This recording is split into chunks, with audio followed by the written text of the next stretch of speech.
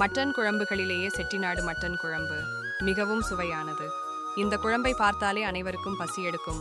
மேலும் இதன் மணத்திற்கு ஈடு வேறு எதிலும் இருக்காது. இத்தகைய செட்டிநாடு மட்டன் குழம்பை பலர் வீட்டில் முயற்சி செய்திருப்பார்கள். இருப்பினும் உண்மையான செட்டிநாடு மட்டன் குழம்பின் சுவை கிடைக்காமல் இருக்கும். ஆகவே உண்மையான செட்டிநாடு மட்டன் குழம்பின் சுவை வேண்டுமானால் கீழே குறிப்பிட்டுள்ளது போன்று முயற்சி செய்து பாருங்கள். நிச்சயம் அருமையாக இருக்கும். சரி, அந்த செட்டிநாடு மட்டன் குழம்பில் ரெசிபியை பார்ப்போமா?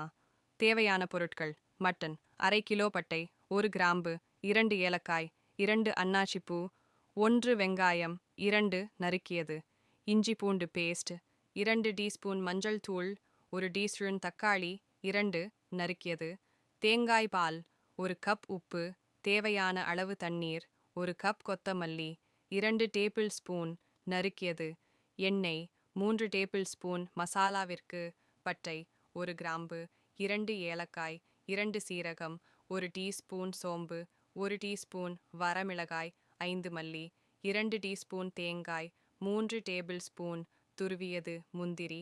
5 செய்முறை: முதலில் மட்டனை நன்கு கழுவி அதில் மஞ்சள் தூள் மற்றும் சிறிது உப்பு சேர்த்து பிரட்டி தனியாக வைத்துக் கொள்ள வேண்டும்.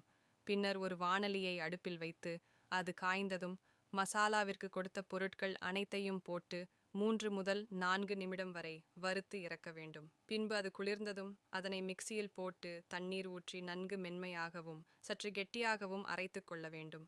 அடுத்து ஒரு குக்கரை அடுப்பில் வைத்து அதில் எண்ணெய் ஊற்றி காய்ந்ததும் ஏலக்காய், பட்டை, கிராம்பு, அன்னாச்சிப்பூ மற்றும் வெங்காயம் சேர்த்து வெங்காயம் பொன்னிறமாகும் வரை வதக்க வேண்டும். பின் இஞ்சி பூண்டு பேஸ்ட் சேர்த்து வதக்கி நறுக்கி வைத்துள்ள தக்காளியை போட்டு 2 நிமிடம் வதக்க வேண்டும்.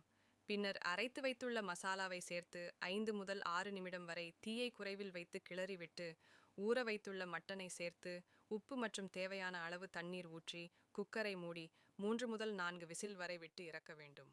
விசிலானது போனதும் அதனை திறந்து மீண்டும் அடுப்பில் வைத்து அதில் தேங்காய் பால் சேர்த்து தீயை குறைவில் வைத்து 5 நிமிடம் கொதிக்க விட வேண்டும்.